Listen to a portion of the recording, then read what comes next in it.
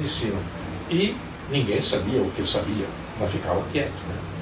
Bem, então eu assistia ao primeiro ano, e eles aquelas coisas sobre anatomia, embriologia, citologia, histologia, esboço de patologia, primeiro ano.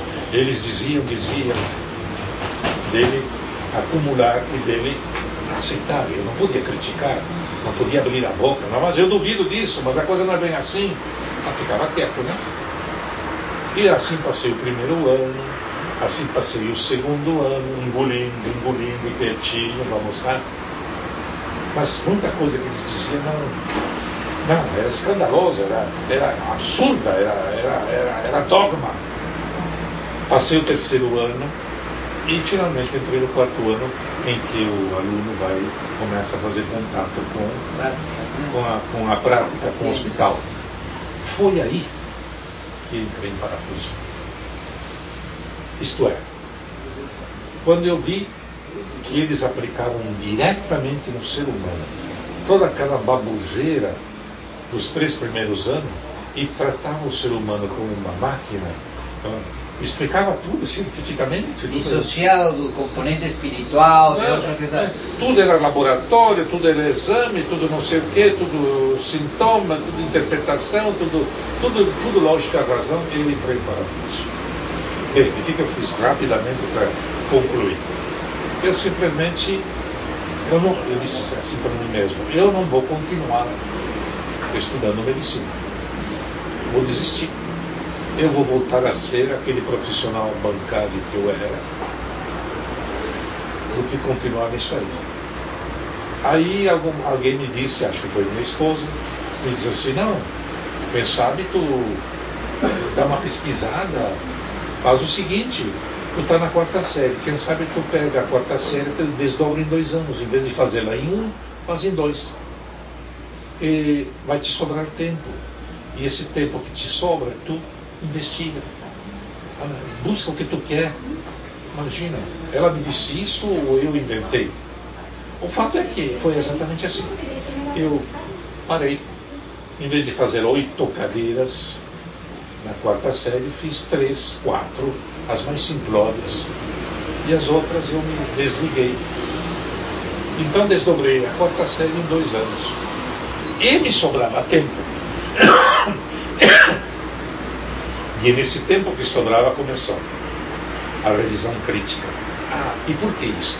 E por que aquilo? E por que aquilo outro? E por que em cima? E por que embaixo? E por que de um lado? E por que do outro? Eu só sei que no final, quase depois de 2 anos de investigação, eu comecei a minha pesquisa, a minha investigação, favorecendo o espiritual e criticando o material. Favorecendo o subjetivo e criticando o objetivo. E eu achei que lá pelas tantas, o subjetivo ia ganhar a briga.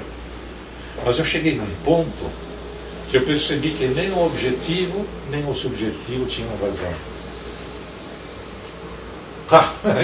Aí foi outra crise. Disse, nossa, vou desistir, chega. Não, acabei não chegando a parte nenhuma. Mas foi aí que aí sim me deu o famoso Satori. Já ouviu falar do Satori? O vulcão. O Satori é uma espécie de autorrealização, uma iluminação, uma explosão que te dá por dentro e que tu de repente te depara com um mundo que é completamente diferente.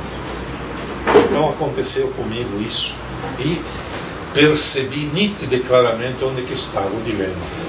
E o dilema estava no ego.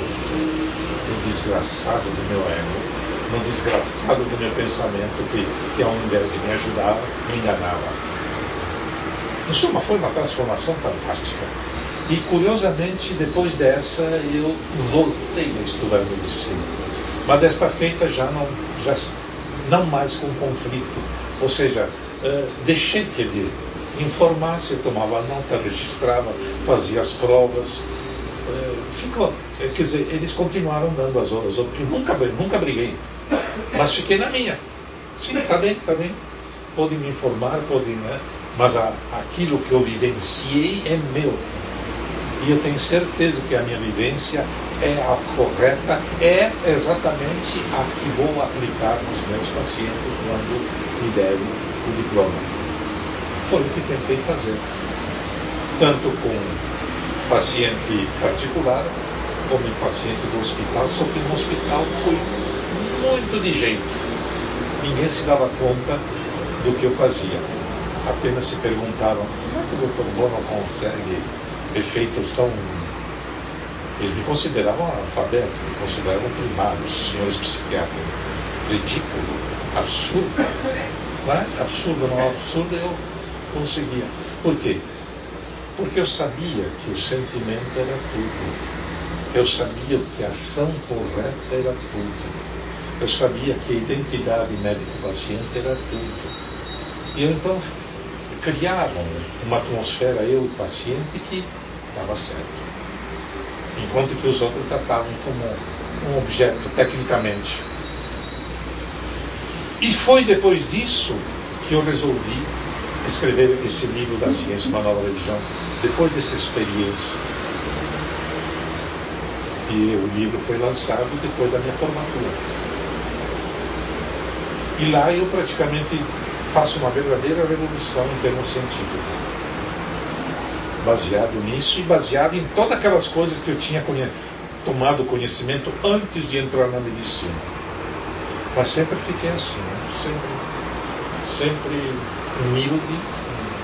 Não, mas não tinha o que fazer, não adiantava. Eu clamar ou gritar para um colega, mas vocês não estão se dando conta, não sei o quê. Blá, blá, blá.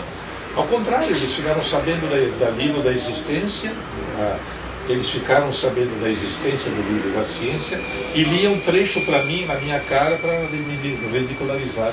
Como é que você disse uma coisa dessa? Isso é absurdo, doutor Bono. Faz de conta que é ficçãozinha, dizia para eles. Faz de conta, ficava assim, não questionava, não criticava. E depois quando... Você tinha que fazer um jogo de cintura para levar essa questão profissional. Quando escrevi Antipsiquiatria e Sexo, uma colega de psiquiatria, que praticamente foi ciência, quase me bota para a rua. Tão revoltada que ela estava com aquela ousadia minha de ter falado mal da psiquiatria e da psicanálise. Onde já se viu? Isto que o tio dela era diretor do Instituto de Psiquiatria lá no próprio São Pedro. Mas a ver o filho. Então essa foi uma experiência. Depois a ufologia veio enriquecendo, tudo ficou enriquecendo o seu conceito atual, né, da vida, da ciência, da ufologia, né? Se cometi pecado, paciência. Se tem alguma virtude, ótimo. Na verdade, pelo que veio pela sua obra, né, você tem uma obra muito contribuidora para conhecimento, para a ciência.